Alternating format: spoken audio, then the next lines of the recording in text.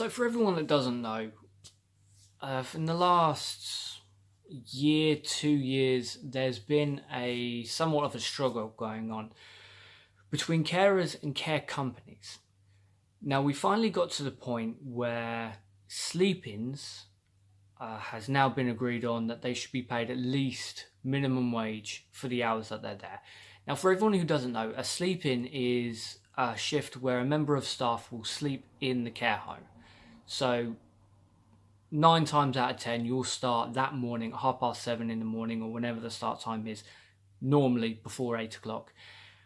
You'll do the full 14 and a half hour day, and then you'll do a sleep-in shift. So you'll sleep in the care home, and then when you wake up the next morning, you will then do maybe 7, maybe 8 hours. More often than not, again, in my experience, it has been another 14 and a half hour day. So that's the sleep-ins, when you sleep at the care home.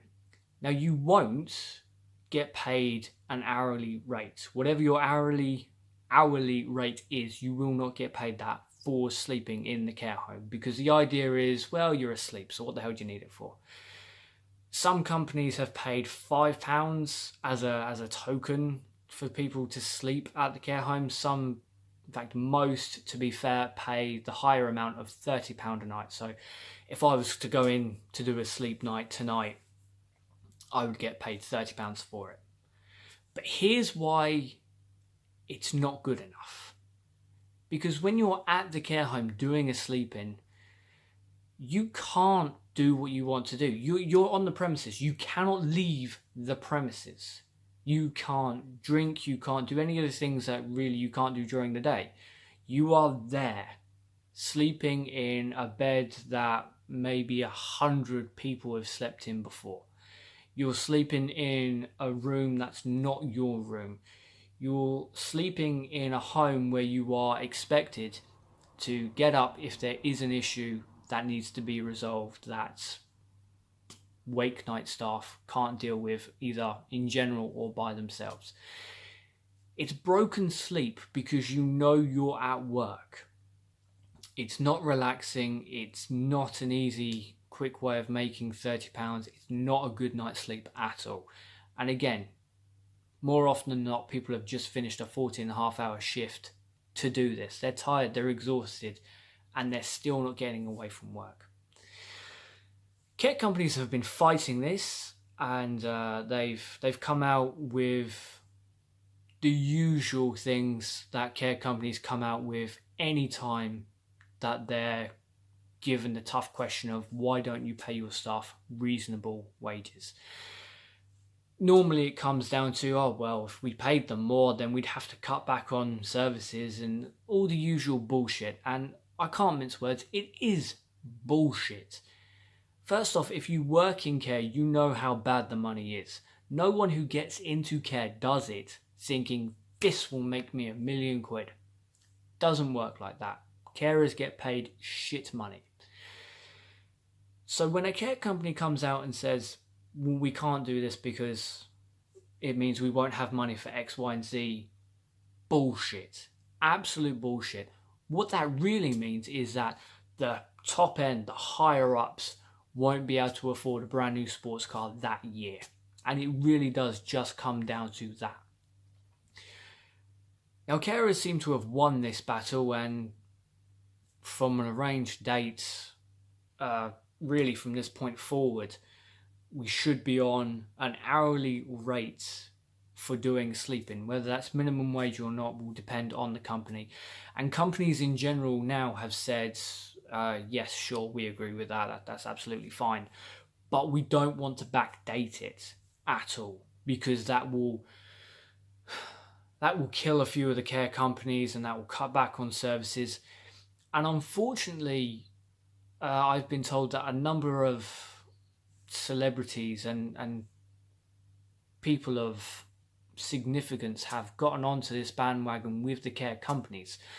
Now, I wasn't able to find this video, which is very, very annoying, but I was told that even Joanna Lumley has gone in on this advert that backs up the care companies, saying if we do have to backdate it to any real time to when this appeal was first started, when this court case was first started, then care companies will suffer and the people that we look after will suffer. I work in care. I've worked in care for a number of years, and for the last few years I've been working with adults with learning disabilities. I am telling you right now, it is horse shit. It will not affect the service that we give to our clients in any way, shape or form. And here's why. One of my guys, one of the people I look after, pays £7,000 a week to have a room in a care home that I work in. Now bear in mind there are seven service users in the care home that I work in. Just one pays £7,000. Now the pricing is different depending on the needs, on how potentially aggressive they are, and various different things. So they don't all pay the same. But one person for one room pays £28,000 a month, which, yeah, that pays for the wages of every staff member in that house. And there are 6 other people who are also paying. But that £7,000 a week doesn't pay for food, doesn't pay for clothing, doesn't pay for toiletries, doesn't pay for travel or days out or anything else. It is just for the room.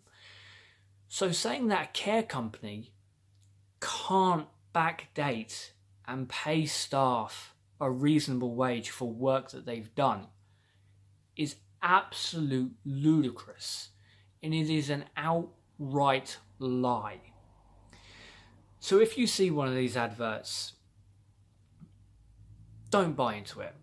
I'm telling you as someone as boots on the ground, if a care company has to pay their staff reasonable wages, if the care company has to pay their staff backdated reasonable wages for work that they have done, it's not going to break the company. It just means that the top brass of that particular company will have to settle for not having £1 million profit that particular year. The money is there, but unfortunately, it's not going to the people who do the hard graft. It's not going to, in most cases, it's not going to give the people we look after lavish lifestyles. It's going to the owners, the people who dodge taxes, the people who make millions upon millions every single year and don't pass it on. Backdating will not hurt any care company that is legit. It is just as simple as that.